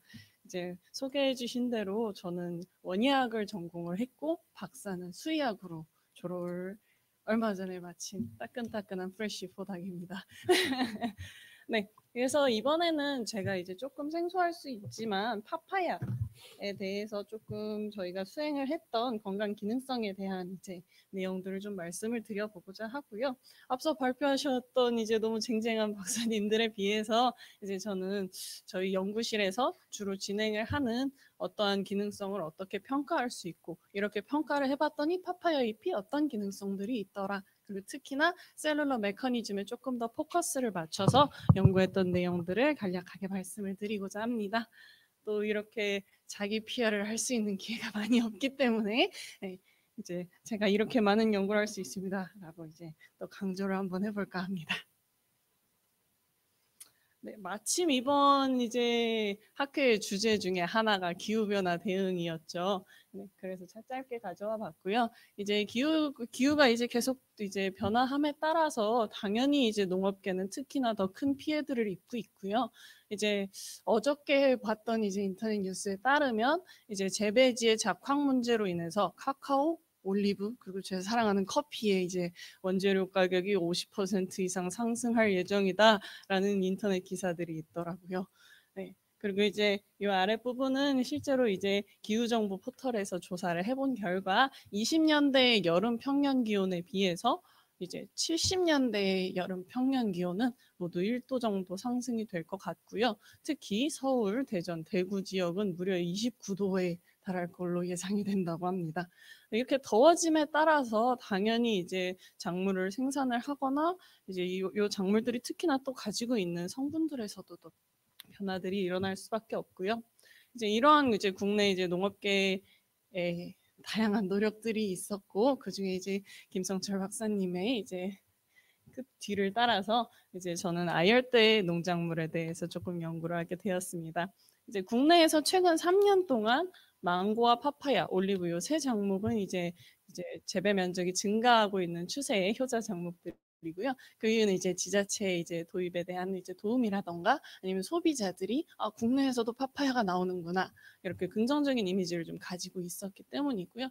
반면에 또 이제 모두 증가하면 좋겠지만 용과나 강황, 백향과와 같은 이런 작물들은 3년 동안 재배 면적이 이제 감소하고 있는 추세입니다. 그 이제 이유 중에 하나로는 재배가 좀 어렵거나 아니면 강황 같은 경우에 이제 재배 면적이 증가되면서 생산량이 많아지고 그래서 상대적으로 가격이 떨어지기 때문이죠. 그리고 또 소비자들이 잘 모르는 작물들이라던가 특히 이제 용과 같은 경우에는 이제 맛이 조금 애매한 부분이 있기 때문에 이런 소비자 선호도 또한 기여가 되는 것으로 확인되고 있습니다. 네, 그래서 이러한 배경에서 저희가 이제 연구실에서 김성철 박사님과 같이 이제 진행을 하게 됐던 과제는 이러한 아열대 작물들에 대해서 다양한 이제 기능성을 좀 조사를 해보는 것이었습니다. 그래서 이제 조금 비교적 익숙한 커피라던가 여주 같은 작물부터 시작을 해서 차요테나 얀빈, 롱빈이나 그린빈처럼 좀 생소한 작물들까지 이제 저희 연구팀에서 다양한 건강 기능성을 스크린하는 그런 과정을 하였고요. 오늘 이제 말씀드릴 거는 그 과정 중에 하나였던 파파야에 대해서 말씀을 드리겠습니다. 네, 파파야는 이제 카리카시아에 속하는 다년생 식물이고요. 보시다시피 이제 중앙 아메리카 그리고 브라질, 이제 또 인도나 저기 말레이시아, 필리핀 같은 동남아시아 지역, 또 호주 중국에 이르기까지 이제 전 세계적으로 좀 다양한 지역에서 재배가 되고 있는 아열대 식물입니다.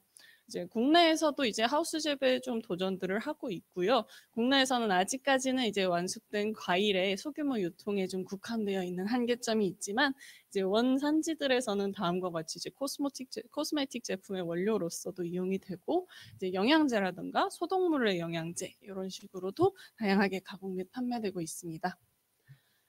네, 학술적인 배경에서는 이제 파파야 자체에 대해서 이제 뭐 산화방지제라던가 아니면 가축 사료에 대한 첨가제라던가 다양한 이용 방안에 대해서도 연구가 되고 있고 또 이 파파야 잎은 파파야는 이 원산지에서는 말라리아 등의 이제 감염병에 있어서 좀 개선 효능을 보이는 전통 의약품으로서 이제 사용이 되어 왔다고 합니다. 이제 비교적 최근에는 이제 파파야에 대한 안티캔서 이펙트라던가 이제 메타볼릭 신드롬에 대한 개선 효능에 대한 조사들도 많이 이루어지고 있는 것으로 알고 있습니다. 네, 그래서 이러한 형태에서 이제 저희 연구실에서는 일반적으로 이제 다음과 같은 이제 순서로 이제 실험을 진행을 하고요. 이제 오늘은 이제 안티옥시데이션과 안티인플라메이션을 베이스로 한 연구들의 결과에 대해서만 좀 말씀을 드리도록 할게요. 그래서 사실 이 산화 스트레스라고 하는 거는 여기 계시는 분들은 다 알고 계시고 요새는 이제 일반 사람들도 많이 알 정도로 이제 유명해진 이제 손상 기전이죠. 그래서 솔직히 따지고 보면은 산화 스트레스가 세포를 파괴하고 DNA든 단백질이든 지질이든 구조에 이상을 일으키기 때문에 모든 병이 일어난다고 까지도 이제 감히 얘기를 할 수 있을 것 같습니다. 때문에 이제 제가 미지의 무언가 식물체나 시료를 받았을 때는 항산화 효능을 먼저 조사를 함으로써 시작을 그 시료의 이제 가능성에 대해서 이제 시작을 하고요. 다음과 같이 이제 내인성으로도 원래 ROS는 생성이 되지만 안티옥시던트와 이제 불균형이 일어났을 때 과도한 ROS가 이제 피해를 입히고 이게 또 추가적으로 염증성 경로들의 이제 유도를 일으키기 때문에 이제 산화 스트레스와 염증을 저는 보통 이제 같이 끌고 가서 이제 초기 스크리닝의 도구로서 사용을 합니다.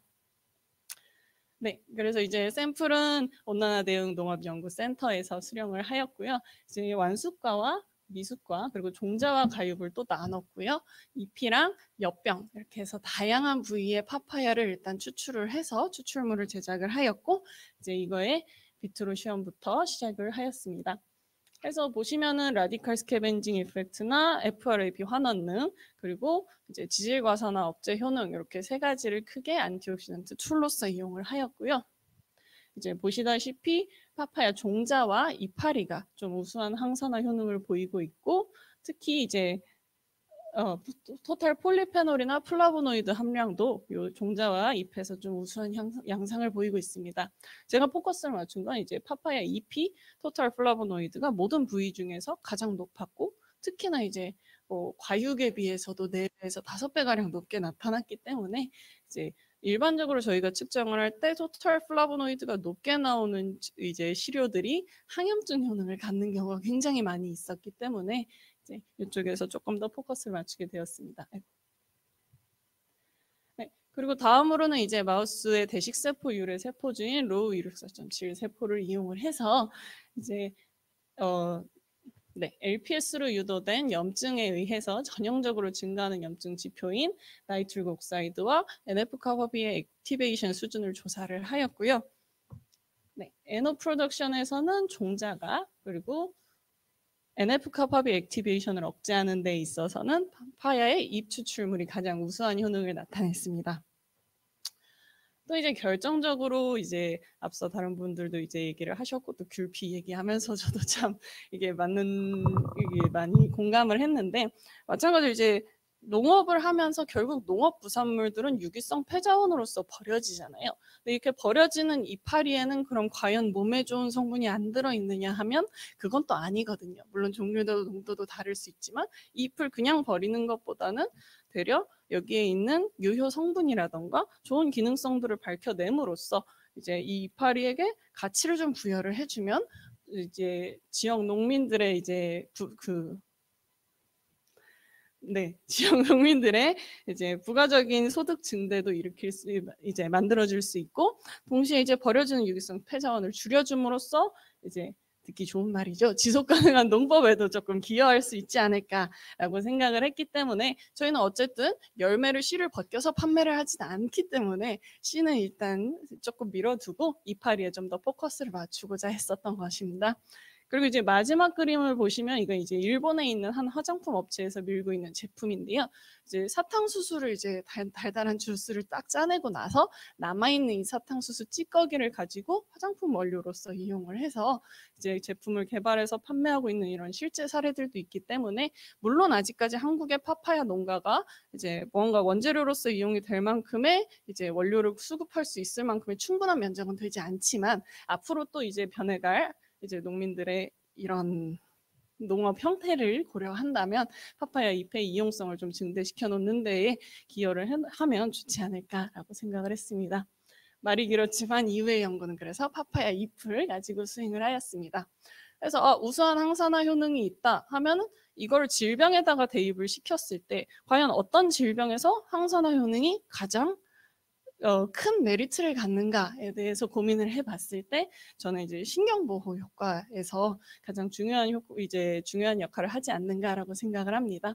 그래서 일단 치매죠. 디멘치아에 대해서 이제 다음과 같은 리스크 팩터들이 있고요.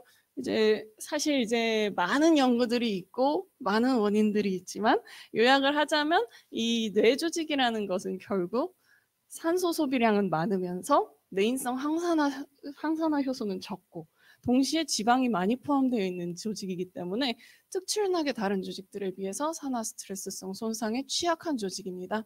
그렇기 때문에 저는 이제 이 파파야 잎이 보여줬던 우수한 항산화 효능을 이 디멘치아를 예방할 수 있는 데 사용하면 좋지 않을까라는 이제 발상을 하게 되었고요. 또 마찬가지로 결국은 이 산화 스트레스는 뇌에 있는 소교세포들이라던가 이런 면역을 담당하는 세포들의 리크루트를 이제 유발하고 또 이제 인플라메토리 균형을 깨트리기 때문에 이런 패스웨이까지 같이 조사를 한번 해서 가능성을 알아보자라고 생각해 수행하였습니다. 그래서 뭔가 패스웨이가 복잡하지만 사실 이제 간단하게 말씀을 드리자면 두 가지의 염증 경로 그리고 세포 자멸 사인 에이포토치스에 관련된 경로 그리고 이제 내인성 항산화 시스템인 NRF2에 관련된 경로 이렇게 세 가지를 크게 보았고요.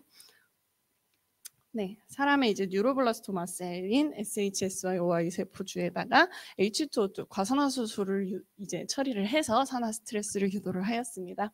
그래서 확인되시는 것처럼 이제 내인성 ROS 수준이 H2O2를 트리트한 경우에 굉장히 크게 증가를 하는데 파파야 잎 추출물은 모두 이를 유의미하게 감소를 시켜줌으로써 신경세포에서 산화 스트레스에 노출됐을 때 더 증가될 수 있는 ROS의 생성을 억제해 줄 수 있다라고 생각을 하였고 그러면 이 ROS를 없애는 가장 이제 대표적인 내인성 프로테인 패스웨이 중에 하나가 이제 이 NRF2 패스웨이이기 때문에 이 NRF2 패스웨이와 그 하위 단백질인 해목시게나제 이제 발현을 조사하였고 이제 전형적으로 산화 스트레스를 유도한 경우에 감소가 되었다가 파파야 잎을 처리함으로써 이제 증가가 되는 양상을 확인할 수 있었습니다.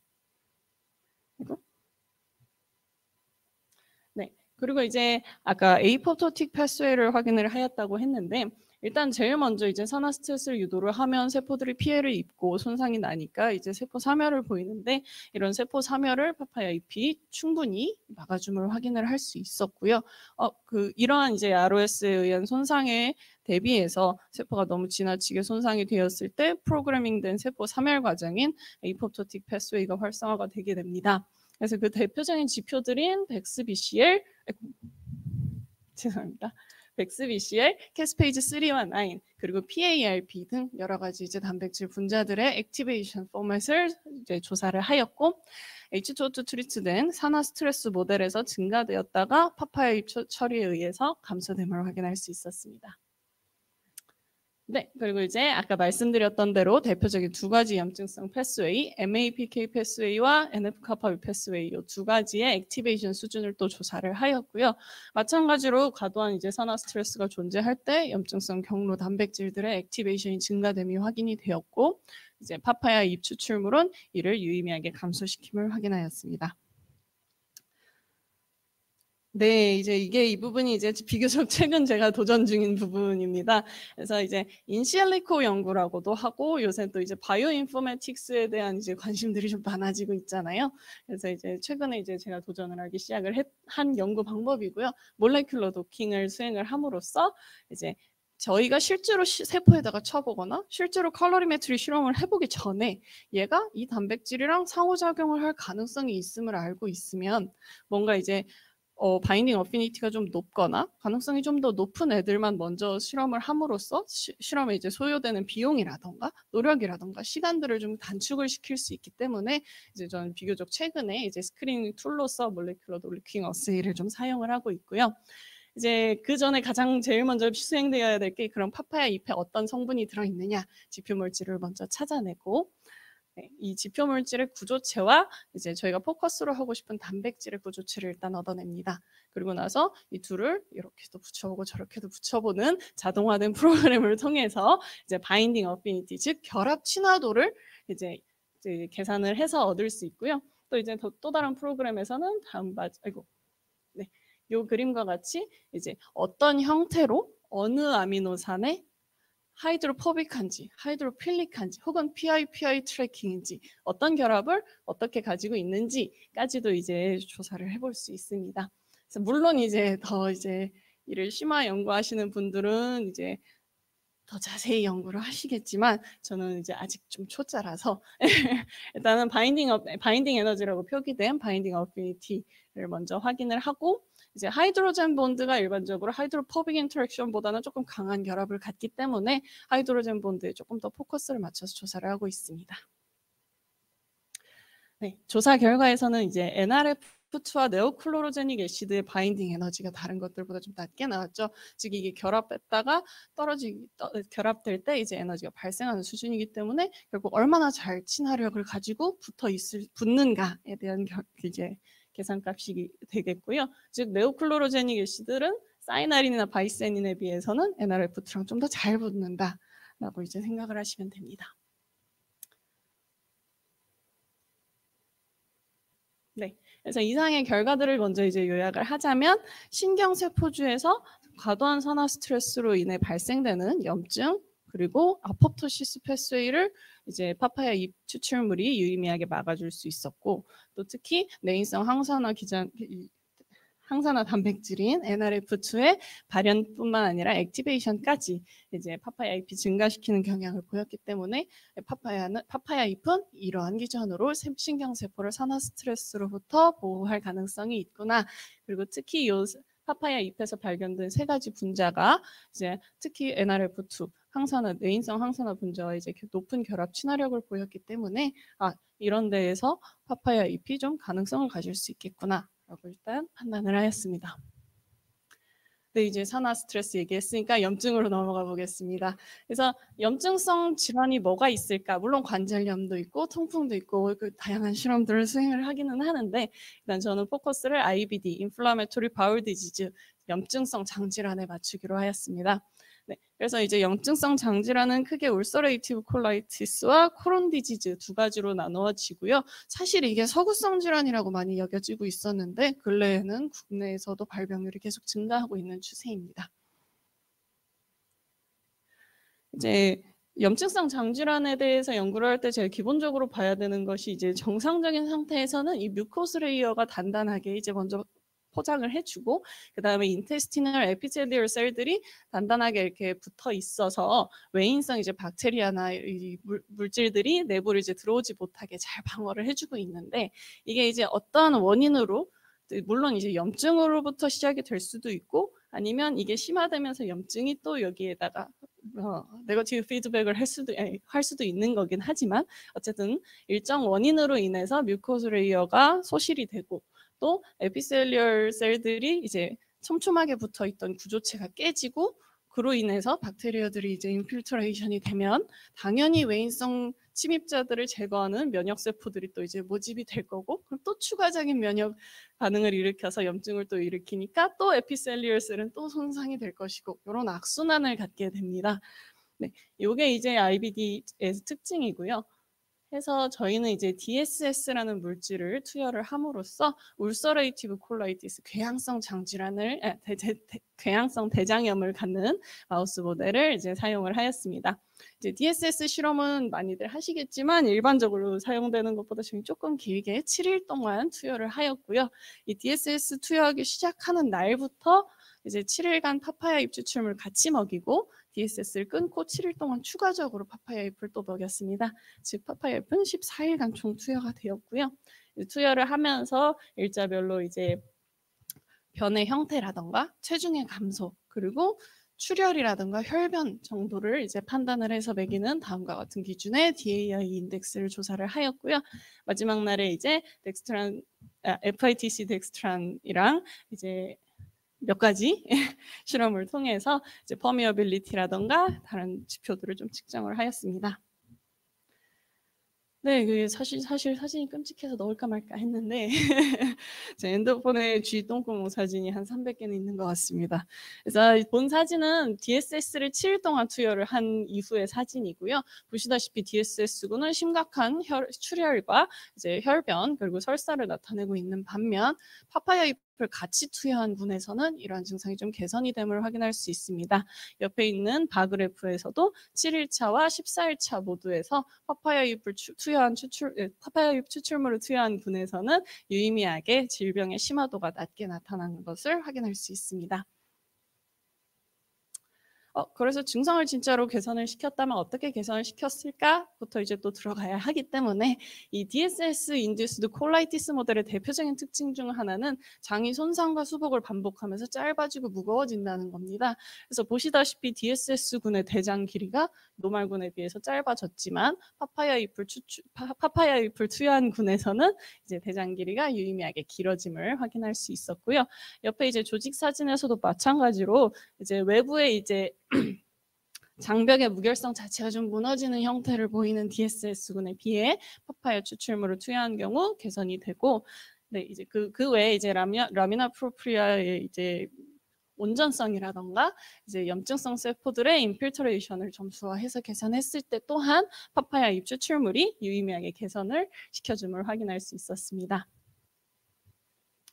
네, 물론 이제 IBD는 대표적인 염증성 장질환이기 때문에 이제 대표적 사이토카인인 인터루킨 1베타와 6의 이제 수준도 조사하였고 이 또한 개선이 되었습니다. 또 장 조직에서 이제 DSS군에 비해서 에드카 파비의 액티베이션 지표들이 좀 감소되는 양상을 나타냄을 확인하였습니다. 네, 추가로 이제 아까 말씀드렸던 것처럼 이제 에피셀리얼 세포들이 이렇게 촘촘하게 배치가 되어 있기 위해서 이 중간에 이제 접착제 역할을 해주는 프로틴들이 필요합니다. 이를 타이트 정션 밀착 연접 단백질이라고 하고요. 저희는 이 중에 오클루딘과 조나 오클루딘 프로테인에다 포커스를 맞추고 이제 조사를 했고, 이제 DSS군에서도 이제 감소된 조나 오클루딘의 양이 파파야 잎 추출물을 투여한 군에서 유의미하게 증가되어 있는 양상을 보였습니다. 또한 이 에피셀리얼들이 잘 붙어 있을 수 있게 TJ가 유지가 되었기 때문에 당연히 이제 장 내부로 무언가가 들어올 수 있는 투과성 또한 파파야 잎 추출물에 의해서 감소가 됨을 확인할 수 있었습니다.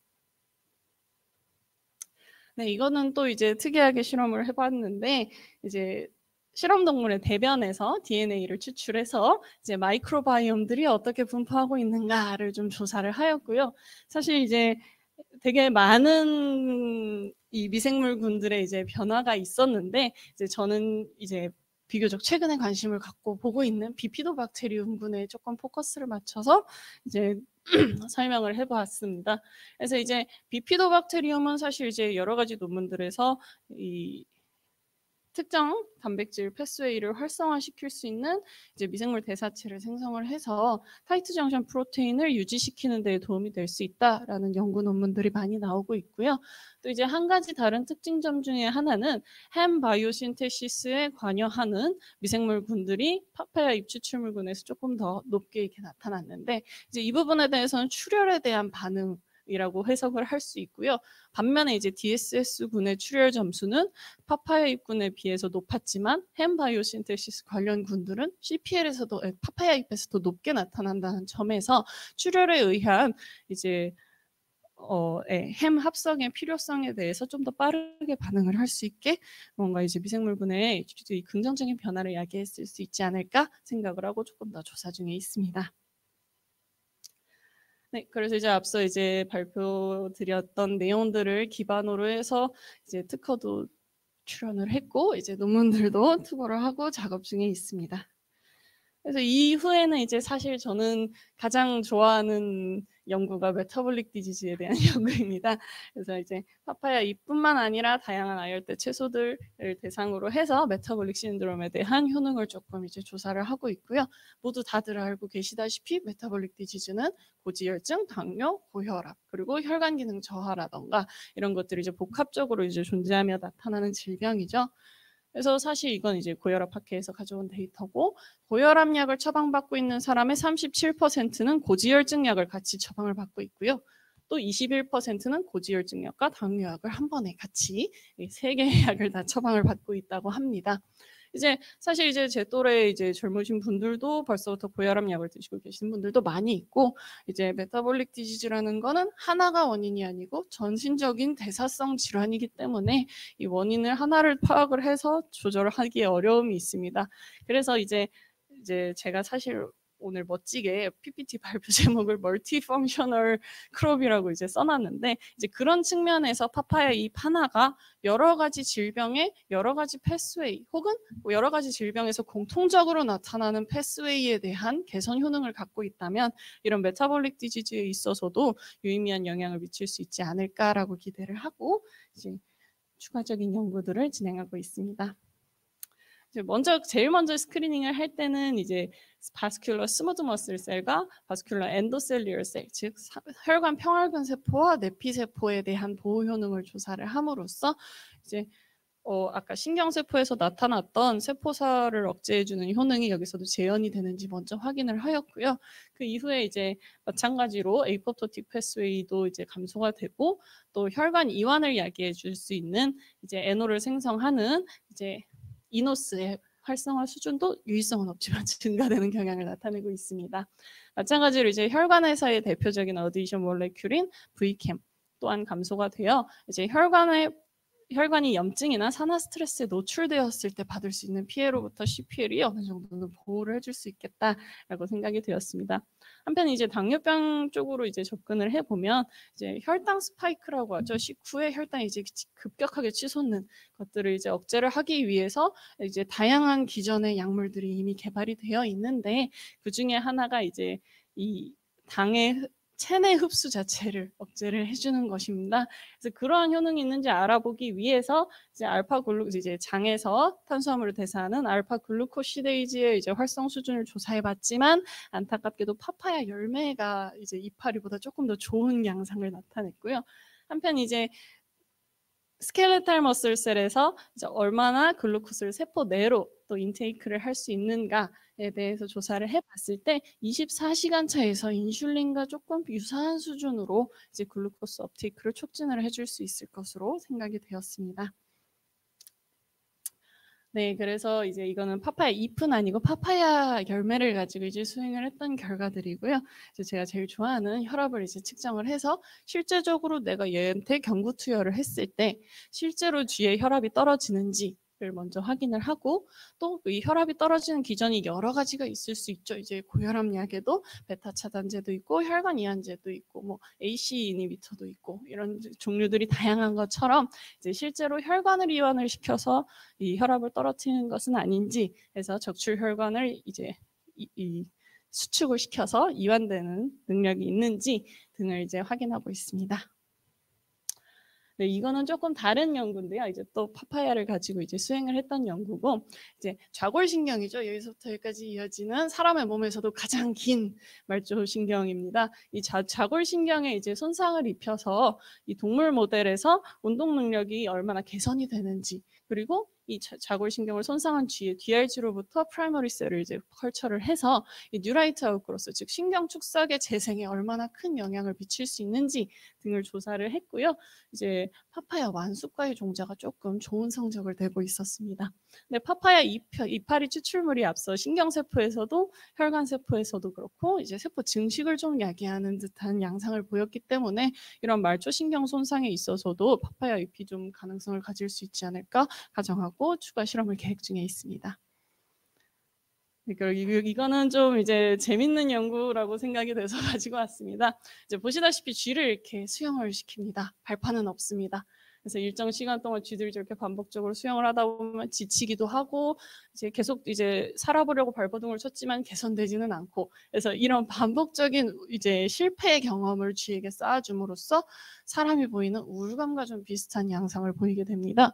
그래서 근데 저희가 쥐한테 너 지금 우울하니? 라고 물어볼 수는 없으니까 이제 이러한 지표들을 액티비티 케이지라던가 폴스 스위밍 테스트, 즉 이 물에 다시 띄웠을 때 얼마나 빠르게 포기를 하는가, 얼마나 오랫동안 멈춰서서 포기하고 있는가 등으로 이제 평가를 하고요. 특이하게도 파파야 잎 추출물을 트리트한 경우에 활동성이 굉장히 증가가 되는 양상을 보이고 있습니다. 쥐도 우울하면 안 움직이는데 이제 똑같이 수영을 시켰는데 이제 파파야 잎을 먹인 쥐들은 좀 이제 기분이 좀 업된 듯한 양상을 좀 보이고 있습니다. 또 이제 이 특징적으로 이 모델에서 이제 가끔 나타나는 현상 중에 하나가 면역 세포들의 활성이 떨어지는 양상을 나타내기도 하는데, 이제 저희 실험에서는 이제 물론 이제 노말군과 유의한 차이는 보이지 않았지만 반면에 파파야 잎을 트리트한 경우 이제 면역 세포 중에 공격을 담당하는 내추럴 킬러 셀의 사이토톡시시티가 굉장히 증가가 되는 것을 확인할 수 있었습니다. 그래서 앞서 결과들에서는 파파야 잎이 염증, 과도한 염증을 감소시켜주는 양상을 보였는데 여기서는 또 이제 이뮤니티를 조금 증가시켜주는 이런 양상을 나타냈기 때문에 이제 파파야 잎에 어떤 성분이 어떤 영향을 미치는 건지 조금 비교해 볼 필요가 있다고 생각을 해서 이제 분액 추출 및 분석을 해서 추가 실험을 진행하고 있습니다.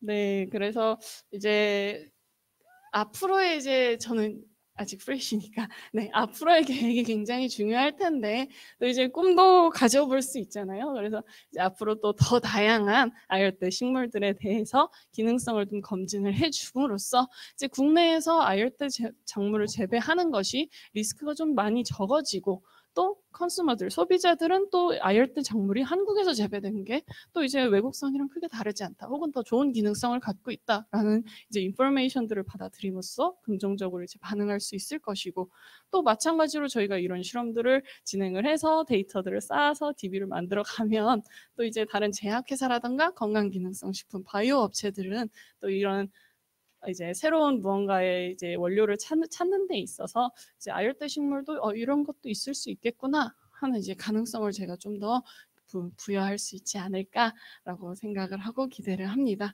그래서 사실 이 좀 낯설 수 있는 파파야라는 작물의 매력에 대해서 알려주신 자리에 안 계시지만 김성철 박사님께 진심으로 감사드리고요. 또 이제 제가 수행하는 모든 항산화 연구라던가 기초적으로 제가 좀 모자랐던 부분에서 아낌없이 지원하고 가르쳐주신 감귤연구소의 김상숙 박사님께 감사를 드립니다. 또 오늘 이 자리에 같이 못 오셨지만 언제나 지원을 해주시는 지도 교수님 이영재 교수님께 또 감사의 말씀을 전합니다. 조금 빨리 끝났죠? 네, 경청해 주셔서 감사합니다.